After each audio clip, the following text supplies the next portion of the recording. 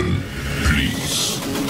The show starts in 10, 9, 8, 7, 6, 5, 4, 3, 2, 1, go.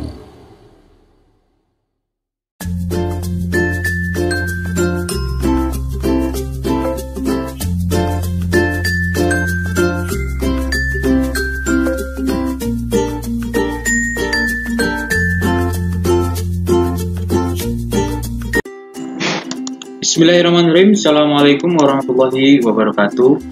Kembali lagi bersama saya di channel Ari Teacher Bahasa.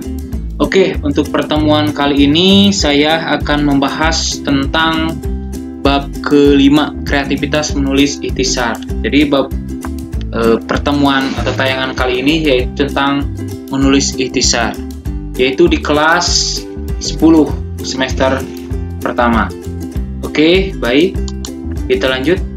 Nah, ringkasan atau ikhtisar adalah kegiatan memendekkan sebuah cerita, pembicaraan, atau teks untuk diambil intisarinya saja.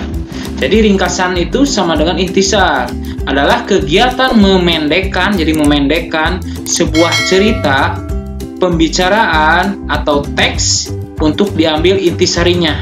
Jadi memendekkan dari yang tadinya panjang ceritanya atau pembicaranya atau teksnya, hanya tinggal sedikit intisarinya saja. Oke, baik, kita lanjutkan. Bentuk-bentuk lain ringkasan. Jadi ringkasan itu banyak bentuknya. Yang pertama, rangkuman.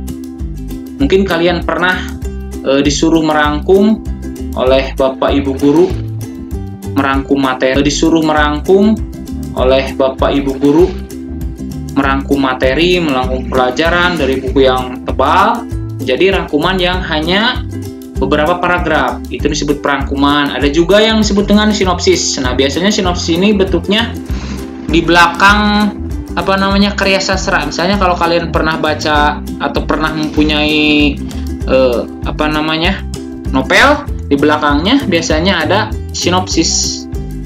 Itu rangkuman intisari dari cerita yang sangat tebal tersebut, dari novel tersebut. Kemudian, nah yang ketiga, ikhtisar. Nah, ini yang akan kita bahas.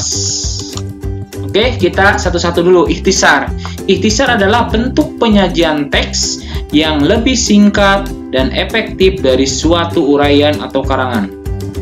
Jadi, penyajian teksnya itu lebih singkat, lebih padat, dan efektif dari suatu uraian atau karangan. Biasanya karangan bentuknya panjang kan?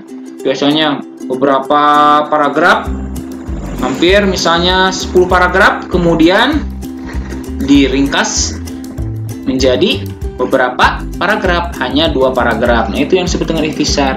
Jadi bentuk penyajiannya lebih singkat, efektif. Kemudian yang kedua, sinopsis.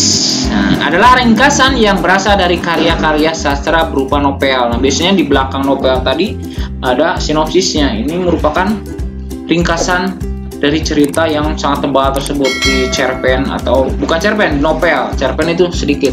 Di novel itu kan tebal-tebal bukunya. Kemudian rangkuman.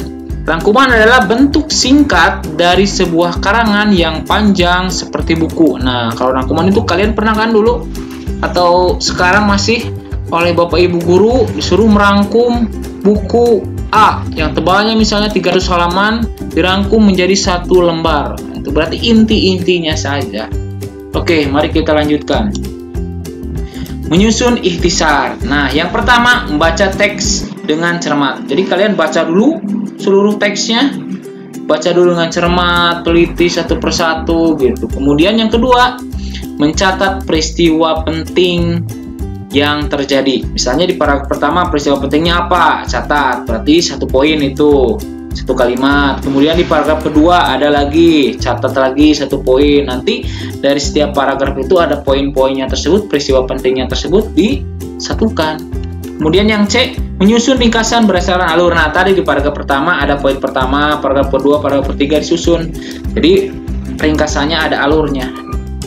Oke, itu cara menyusun ikhtisar yang cepat. Berkreasi saat menulis ikhtisar dapat dilakukan dengan cara menggunakan paragraf deduksi atau induksi. Nah, kalian pernah belajar kan di waktu SMP apa itu paragraf deduksi, apa itu paragraf induksi. Biasanya kalau deduksi ini gagasan pokoknya di awal, kalau induksi biasanya di akhir. Jadi kalau deduksi ini gagasan utama atau paragraf utamanya di awal, satu kalimat, kemudian yang ketiga kalimatnya disebut penjelas. Jadi mari kita lihat apa itu paragraf deduktif. Ini biasanya di awal nih, umum dulu, biasanya bentuknya umum dulu atau tadi umum dulu, kemudian khusus. Jadi kalimat pertama umum, kemudian khusus.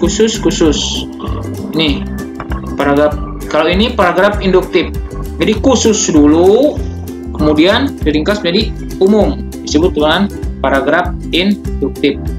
Oke, jadi satu paragraf itu kan terdiri atas beberapa kalimat. Misalnya kalau deduktif berarti di awal paragraf tersebut jadi ada sebuah kalimat.